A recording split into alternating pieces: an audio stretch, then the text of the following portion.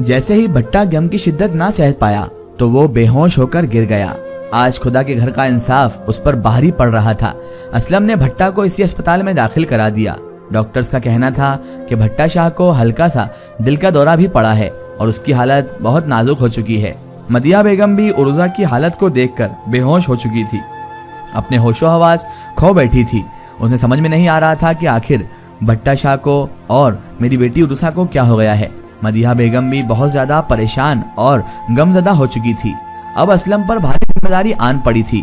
भट्टा ने होश में आने पर असलम से कह दिया था, असलम मुल्क के सबसे काबिल डॉक्टर से राब्ता करो, अच्छे से अच्छे डॉक्टरों को बुलाओ, दुनिया के किसी भी डॉक्टर को बुलाओ, लेकिन मेरी उरुजा मुझे अच्छी चाहिए। मेरी जिंदगी की जितनी जमा पूंजी है सब मेरी उरुजा पर लगा दूंगा, लेकिन उसे पहले जैसी हालत में लाना होगा, क्योंकि मैं अपनी बच्ची को इस हालत में नहीं देख सकता, वरना मेरी बच्ची जीना छोड़ देगी। जी सर, मैंने आपके कहने से पहले ही सर्च कर लिया है। इस्लामाबाद में निहायत काबिल डॉक्टर मौजूद हैं।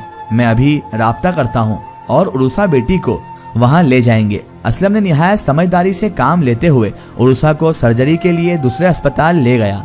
डॉक्टर ने उरुसा का मुआयना किया और बताया कि इनकी सर्जरी को काफ़ी वक्त लग जाएगा और ये वक्फे से मुकम्मल होगी और इस पूरे अरसा को 6 माह भी लग सकते हैं। इस दौरान कई ऑपरेशन इनके करना पड़ेंगे, क्योंकि ये प्रोसेस बहुत लंबी होती है। इनके चेहरे को काफ़ी ज़्यादा नुकसान हो चुका है, इसीलिए हम एक बार में इनकी सर्जरी नहीं कर सकते, क्योंकि स्किन बहुत ज़्यादा जल चुकी है और चेहरे के अंदर का गोश्त तक जल चुका है। हालत बहुत गंभीर है, इसलिए एक बार में नहीं होगा। वक्फे में हमें इनका ऑपरेशन करना होगा। ऑपरेशन के ज़रिए पूरे 6 माह तक इनको सर्जरी में लग सकते हैं। जब तक ऑपरेशन मुकम्मल नहीं हो जाता, मरीजा के चेहरे पर बैंडेज रहेंगी, यानी मरीजा के चेहरे पर पट्टियां बंधी रहेंगी, क्योंकि ऐसे जख्मों पर जरासीम जल्दी असर करते हैं। इस दौरान हफ्ते में सिर्फ एक ही बंदे को मिलने की इजाज़त होगी, वह भी हमारी एक लेबॉर्ट्री से स्टीम बात लेकर, क्योंकि इससे मरीज को खतरा लाहक हो सकता है। इसीलिए हमें बहुत ज़्यादा एहतियात बरतने होंगे।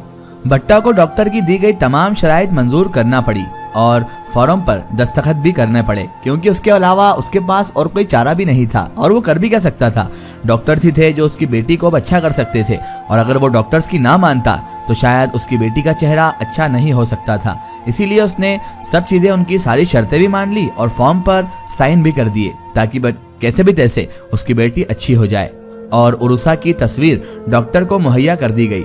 डॉक्टर की पहली फीस पूरे 5 लाख अदा की गई, जो माह में 2 मरतबा देना होगी।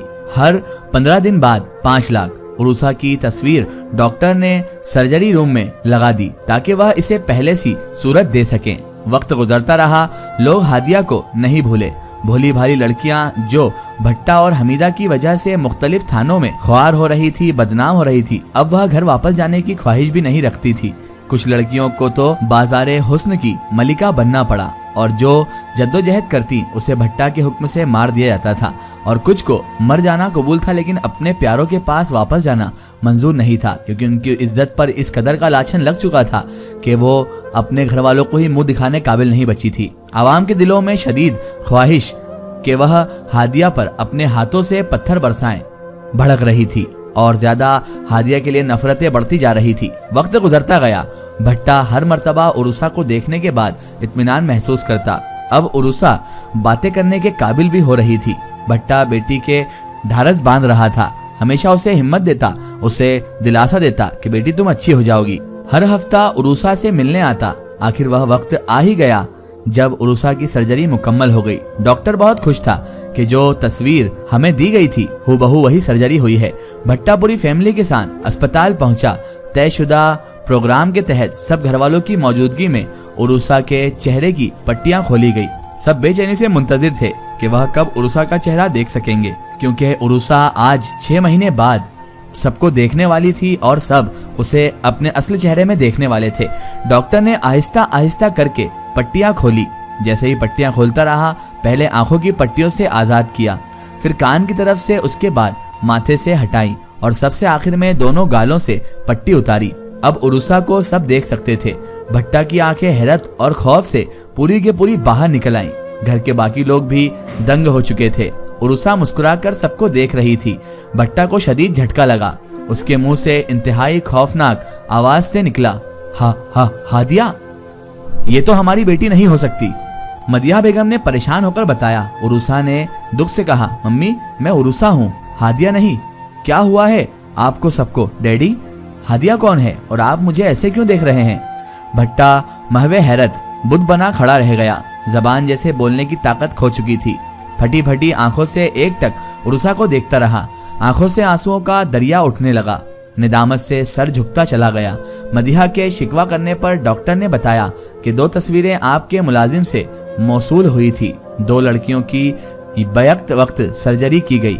आज इसकी पट्टियां भी खुलना है। आज दोनों पेशेंट अपनी तस्वीर के ऐन मुताबिक सेहतियाब होकर घर वापस जाएंगी और अल्लाह इन सबको ठीक करेगा। क्या मैं दूसरी लड़की को देख सकता हूँ? भट्टा ने दिल को मजबूती से थामते हुए कहा। भट्टा ने एक और लड़की को उरूसा की शक्ल में देखा जो शायद अभी होश में नहीं थी। भट्टा को मानूस सूरत पर बहुत प्यार आया। लड़की की माँ उसके सदके वारी जा रही थी। भट्टा ने आगे बढ़कर लड़की के सर पर शफकत से हाथ रखा और बोला, ये मेरी बेटी की हम शक्ल है, मेरी उरूसा ही है ये। भट्टा ने मोहब्बत से पूछा, क्या नाम है आपकी बेटी का? दुखी माँ ने बताया, हादिया। एक जानवर ने इसका चेहरा जला दिया था। खुदा करे उसकी अपनी बेटी दुनिया भर में रुसवा हो, कीड़े पड़े उसमें। भट्टा को एक और झटका महसूस हुआ। वह तेजी से बाहर निकल आया उससे पहले कि हादिया को होश आ जाए। ओह, तो ये कुदरत का खेल है या असलम का, क्योंकि ये जिम्मा उसी के सुपुर्द था। बोझल कदमों से भट्टा उरूसा के कमरे तक यही सोचता आया। जिस लड़की के खूबसूरत चेहरे से होते हुए उसके जिस्म तक पहुंच गया था, आज वह मेरी अपनी बेटी को दे दिया गया है। मैं कैसे उरूसा को बेटी जैसी इज्जत की निगाह से देख सकूंगा? इसके खूबसूरत चेहरे को मैं नोच चुका था। एक गहरी चुभ भट्टा को अंदर ही अंदर खा रही थी। आप बेटी को ले जा सकते हैं, आपके तमाम बिल क्लियर हैं। डॉक्टर ने उरूसा को बेस्ट ऑफ लक कहा और डिस्चार्ज भी कर दिया। भट्टा उरूसा को लेकर अस्पताल से निकला ही था कि अतहर कॉलेज के तमाम लड़कियों, उस्ताजन और आवाम के हुजूम के साथ पत्थर लिए खड़ा था। उरूसा को देखते ही सबसे पहला पत्थर अतहर ने उरूसा पर फेंका।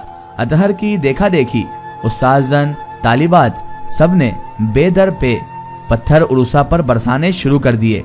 भट्टा ने उरूसा को अपनी बाजुओं में छिपा लिया। उरूसा पर बरसने वाले पत्थर अपने ऊपर खाने लगा।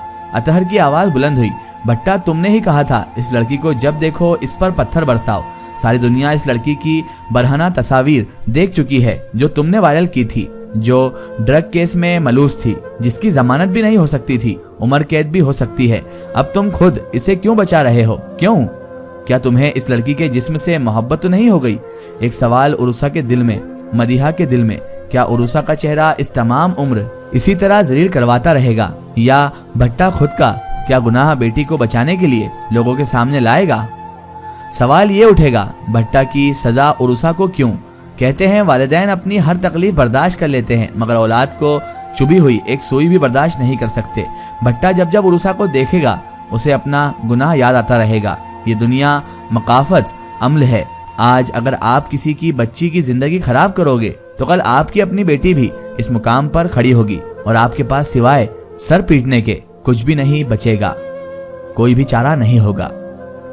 माँ बाप के बाज गुनाह, बोए हुए बाज गुनाह सिर्फ उनकी अपनी जिंदगी बर्बाद नहीं करते, बल्कि वो विरासत की तरह चलते हुए उनकी औलाद के सामने पाताल बनकर आ जाते हैं। और किस तरह आते हैं ये इंसान कभी तसव्वुर भी नहीं कर सकता।